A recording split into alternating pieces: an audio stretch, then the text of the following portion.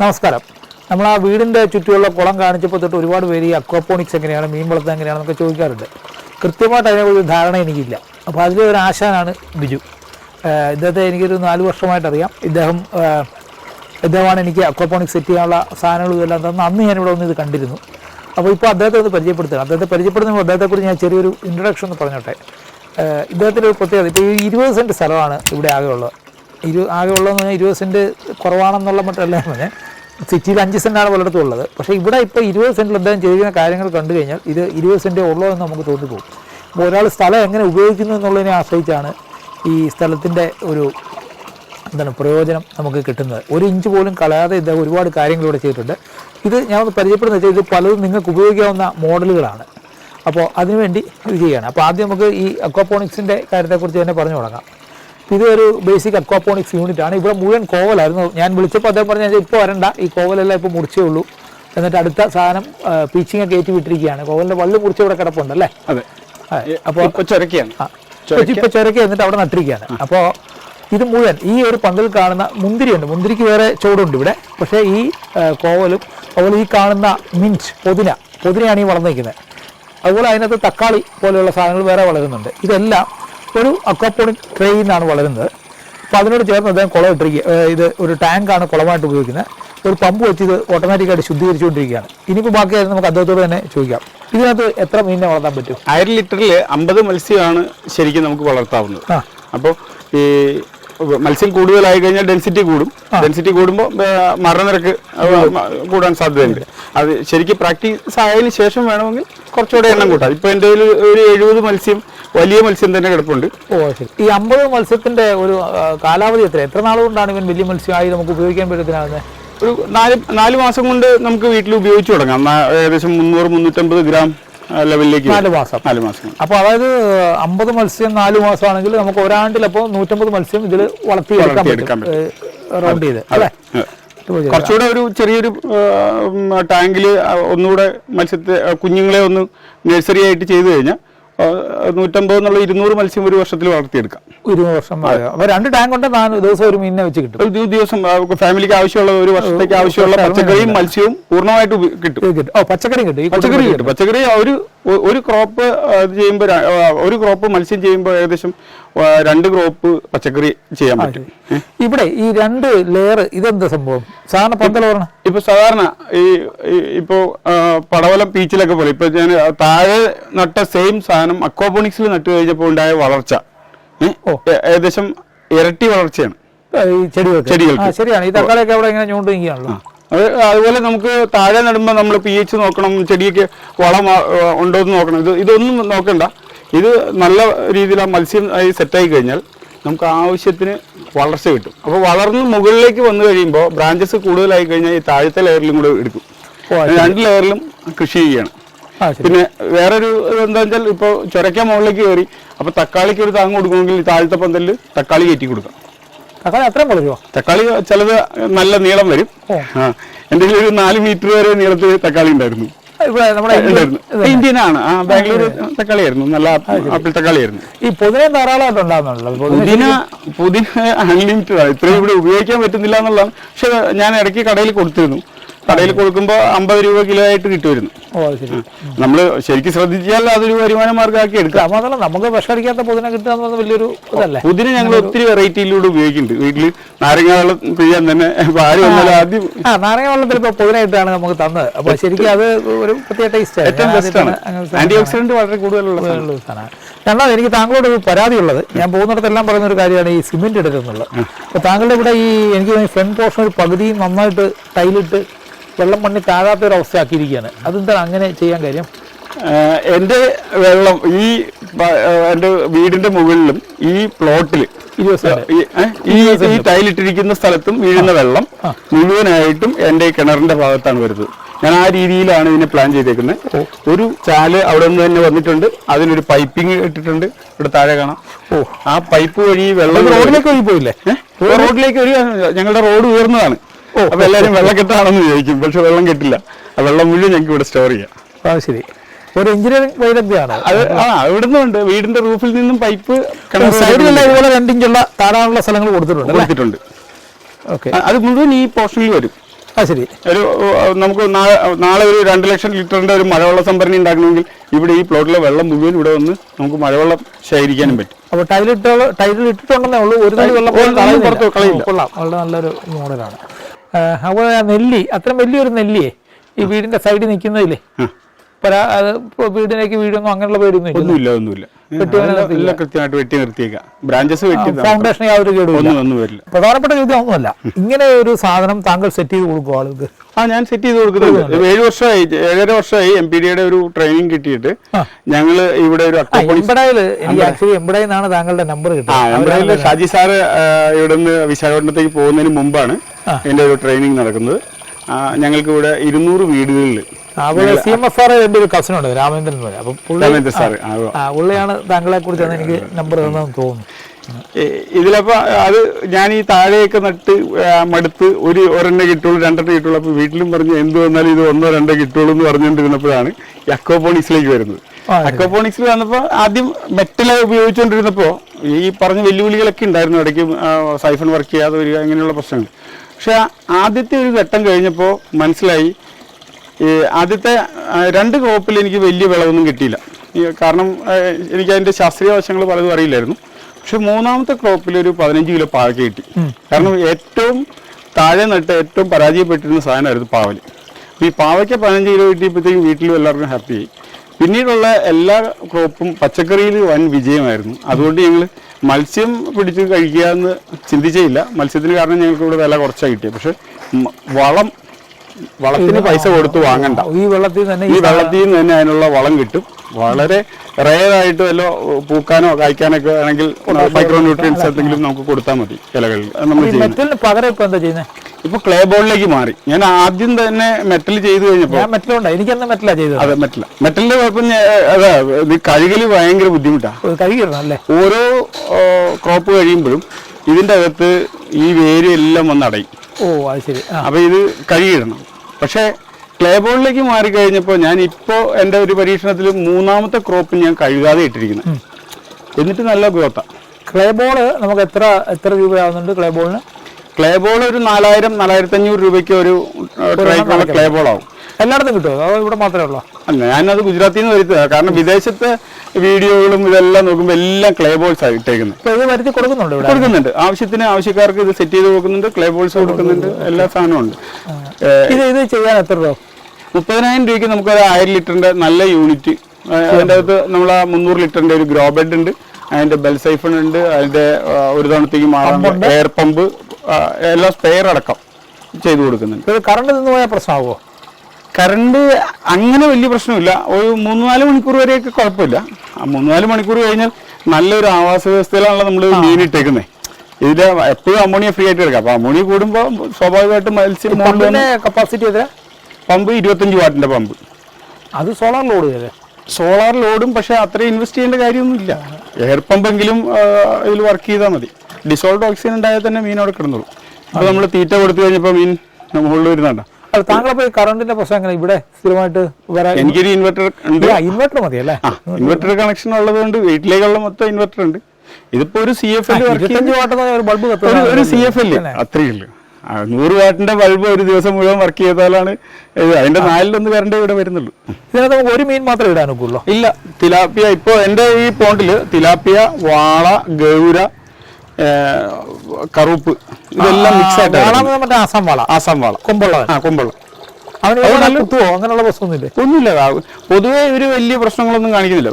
പിന്നെ തീറ്റ കൊടുക്കാതിരുന്ന എല്ലാവരും പ്രശ്നമാണ്. പരസ്പരം പിടിച്ച് അങ്ങോട്ട് പിടിച്ചിരിക്കാൻ നോക്കും കുഞ്ഞുങ്ങളെ. അല്ല, എല്ലാവരും ഏകദേശം ഒരേ പ്രായത്തിലല്ല. ഈ മറ്റേ തീറ്റയാണോ കൊടുക്കുന്നത്? അല്ല, ഞാനിപ്പോ പെല്ലറ്റാ കൊടുക്കുന്നത്. ചേമ്പല. ഞാൻ എന്റെ പറമ്പിൽ കുറെ ചേമ്പ് ഉണ്ട്. അവിടെ നമ്മൾ ഈ ചേമ്പല പറിച്ചിട്ട് കഴിഞ്ഞിട്ടേ ഉമ്മറേന്റെ ഞാനും പോയിട്ടുള്ള മുഴുവൻ സാധനം കംപ്ലീറ്റ് തിന്നും. ഈ ആകെ ഇതിലൊരു പ്രശ്നമുള്ളത്, നമ്മൾ ഈ പമ്പ് ഇതിന്റെ വേസ്റ്റ് വലിച്ചെടുക്കും. അപ്പോൾ നമ്മൾ അത്തരം സാധനങ്ങൾ ഇടുമ്പോൾ പമ്പിലേക്ക് പോകാതെ എവിടെയെങ്കിലും കെട്ടിയിട്ട് കൊടുക്കണം. പയറിന്റെ ഇല, മുരിങ്ങയുടെ ഇല, ഇതെല്ലാം നമുക്ക് ഇവർക്ക് കൊടുക്കാം. പമ്പിനകത്തേക്ക് അല്ല, പക്ഷേ വെള്ളത്തിൽ പൊങ്ങി കിടക്കല്ലേ? അല്ല, പക്ഷെ പൊങ്ങി കിടക്കുമെങ്കിൽ പോലും ചില മീൻ പിടിച്ച് വലിച്ച് താഴേക്ക് കൊണ്ടുപോകും, അല്ലെങ്കിൽ ചീഞ്ഞ് താഴെ അടിയും. അപ്പൊ അങ്ങനെയാണ് പമ്പിന്റെ അടി നെറ്റ് കിട്ടിയാൽ പോലെ. അപ്പോഴും ഇത് ക്ലീനിങ് അപ്പോഴും ചെയ്യേണ്ടി വരും. പക്ഷെ അതിൽ നല്ലത് ഇത് കെട്ടി കൊടുക്കുന്ന ഇല കെട്ടിയിട്ട് കൊടുത്താൽ മതി. ഓ, അതൊരു മെനക്കേടല്ലേ? ഒന്നുമില്ല, ഈ വലയിലൊന്ന് കെട്ടിയിട്ടാൽ മതി. ആ വെറുതെ ഒന്ന് കെട്ടിയിട്ടിരുന്ന ആ തണ്ട് അവർ വലിച്ചോണ്ട് പോവില്ല. ശരി. തീറ്റ കഴിഞ്ഞിട്ട് ആ തണ്ട് നമുക്ക് എടുത്ത് മാറ്റാം. ഇപ്പൊ തണ്ടെല്ലാം പൊങ്ങി കിടക്കുന്നുണ്ട്. അതാ, അത് ചീഞ്ഞ് ഇതാവും. അല്ല, ഞാൻ എടുത്താൽ കളയുക. കളയും. പക്ഷെ ഈ അത്ര ഇതിൽ ശ്രദ്ധിക്കാൻ പറ്റാത്തവർ, ഇപ്പൊ ഞാൻ രാവിലെ പോയാൽ ചിലപ്പോൾ രാത്രിയൊക്കെ ആയിരുന്നു. അപ്പൊ ഞാൻ രാവിലെ ഇല ഇട്ട് കൊടുത്തു കഴിഞ്ഞാൽ വൈകുന്നേരം ആകുമ്പോൾ ഇല താഴെ ചിലപ്പോൾ വലിച്ചിരുന്നു. ഈ വാഴ എവിടെ നിന്ന് കിട്ടിയേ? ഇതെനിക്കൊരു എൻ്റെ ആൻറ്റി തന്നാ. അത് അങ്ങനെ കണ്ടപ്പോൾ വളരെ ഇൻട്രസ്റ്റിംഗ് ആയിട്ട് തോന്നി. എൻ്റെ ആ ഒരു വിരല് പോലെയൊക്കെ വൈശാഖി എന്നിട്ടാണ് ഇതിന്റെ പേര് പറഞ്ഞത്. വൈശാഖി എനിക്കറിയില്ല. ഇതിനൊരു തമാശ, നമ്മുടെ ഈ നെടുങ്കണ്ടം ഇല്ലേ, കട്ടപ്പന നെടുങ്കണ്ടത്ത് ഞങ്ങളൊരു കടയിൽ നിന്ന്, നെടുങ്കണ്ടത്തിനും രാജാക്കാടിനും ഇടയ്ക്ക് ഞാൻ ഇടയ്ക്ക് അവിടെ പോയിക്കൊണ്ടിരുന്ന സമയത്ത് അവിടെ ഒരു മുറുക്കാൻ കടയിൽ ഇതിന്റെ പഴം, പക്ഷെ നല്ല രുചിയാണ്. ആകെയുള്ള ദിവസം തൊട്ട് ഞാൻ ഇരുന്ന് പോലും ഇല്ല. ഇപ്പൊ ഇങ്ങനെ ഞാൻ പുള്ളിയുടെ അതിന്റെ ഒരു വിത്ത് ചോദിച്ചു. പുള്ളി അടുത്ത ഒരു 2 മാസം കഴിഞ്ഞപ്പോൾ അതിന്റെ വിത്ത് തന്നു. ഇതിന്റെ തമാശ ഇതിന്റെ ഈ സാധനമല്ലോ, ഇതാണ്. ഇതിപ്പോ ഒരു ബക്കറ്റിൽ വേണം ടെറസയിൽ ആളുകൾക്ക് വാഴ വെച്ച് കൊലപ്പിക്കാം. ടെറസയിൽ വെക്കുന്നവർ, വാഴ വെക്കുന്നവർ ഏത്തക്കൊല വേണമെന്നും പറയരുത്. ഇതൊക്കെ ആണെങ്കിൽ വളരെ ഗംഭീരമായിട്ട് ഉണ്ടാവും. ഇപ്പൊ എത്ര കായുണ്ട് ഇതില്? അതിപ്പോ 50-60 കായുണ്ട് കാണും. ഇതിപ്പോ ഒരു 10 വാഴ വേണം ടെറസ് വെക്കാം. 10 ബക്കറ്റ് ഉണ്ടെങ്കിൽ വെക്കാവുന്നല്ലോ. ഇത് ഏത്തവാഴയാ. ഇത് നമുക്ക് ടെറസ് വെക്കാം. അത് വിത്ത് ടിഷ്യൂ കൾച്ചറാണ്. കൊല ചെറുതായിരിക്കുന്നുള്ളൂ. ചെറുതായിരിക്കുന്നുള്ളൂ. ഇതുപോലെ തെങ്ങ് വെക്കാമെങ്കിൽ പിന്നെ ഇതൊക്കെ ഇഷ്ടംപോലെ ആൾക്കാർ പലതും ചെയ്തിട്ടുണ്ട്. അല്ല, ചെയ്തിട്ടുണ്ട്. ചെയ്യാൻ ഇതുപോലെ ട്രേയില് മുകളിൽ വെക്കാം. അത് ഉണ്ടാവും. എല്ലാ സാധനങ്ങളും മിക്സ് ആയിട്ടുണ്ട്. ട്രേയിലെ കൃഷി എല്ലാത്തരം ഈ കിഴങ്ങുകളുമാണ് അതിൽ. മധുരക്കിഴങ്ങ്, ശീമക്കിഴങ്ങ് എന്ന് പറയുന്ന എല്ലാ കിഴങ്ങുകളും ഇതിനകത്തുണ്ട്. ആ ചുവന്ന ഇലയുള്ള കിഴങ്ങ് ഞാൻ ആദ്യമായിട്ടുണ്ട്. മറ്റേ നമ്മുടെ നാട്ടിലൊക്കെ ഈ വർഷം എനിക്ക് കിട്ടിയതാ. മറ്റേ നമ്മുടെ നാട്ടിലും ഇതാണ് ഈ മധുരച്ചേമ്പ് എന്ന് പറയുന്ന സാധനം. അതിലൊരു ചെറുതിന്റെ ഒരു തൈ എനിക്ക് വേണം തന്നെ. ഞാനിപ്പോ തന്നെ കൈയോടെ പറിക്കാം. തന്നെ നമുക്ക് കാണുക.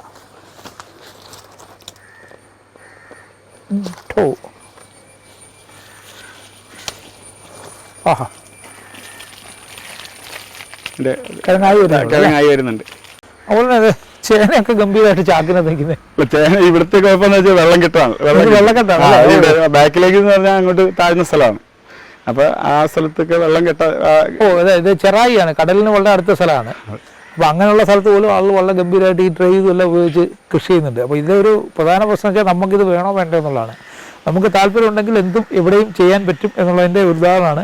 ഇനി അങ്ങനെ എന്തും ചെയ്യാനുള്ള കപ്പാസിറ്റി നമുക്കില്ലെങ്കിൽ ശ്രീ ബിജുവിനോട് ചോദിക്കുക. അദ്ദേഹം ഈ പറയുന്ന ട്രേയും കാര്യങ്ങളെല്ലാം അയച്ചു തരും. പലതരം ട്രേയും സംഗതികളും ഇവിടെ ഉണ്ട്. ഈ ഓരോ ട്രേയുടെയും ഗുണവും ദോഷവും അദ്ദേഹം പറഞ്ഞു തരും. ചോദിക്കുക, അദ്ദേഹവുമായിട്ട് ബന്ധപ്പെട്ട് കൃഷി. കാരണം അദ്ദേഹം ഒരു കൃഷി വിദഗ്ധനായിട്ട് മാറിക്കഴിഞ്ഞു. ഇപ്പോൾ സ്ട്രോബെറി വരെയുള്ള സാധനങ്ങൾ ഈ ട്രെയിൽ വളർത്തിക്കൊണ്ടിരിക്കുകയാണ്. മുന്തിരി, സ്ട്രോബെറി, ഇത് കടപ്പുറത്താണെന്ന് ഓർക്കണം ഈ സാധനങ്ങളെല്ലാം. നമ്മൾ കടപ്പുറത്ത് തെങ്ങെല്ലാം ഒരു സാധനം കണ്ടിട്ടില്ല എന്നാളുകൾ പറയുമ്പോഴാണ് ഒരുമാതിരി എല്ലാ വെറൈറ്റി, ഇത്രയധികം ഈ ഭക്ഷ്യ വസ്തുക്കളുടെ ഇത്ര വലിയൊരു വെറൈറ്റി. കരിമ്പ് ഉണ്ടോടല്ലേ? കരിമ്പുണ്ട്. പ്ലാവ് തന്നെ ഒരു 3-4 പ്ലാവുണ്ട്.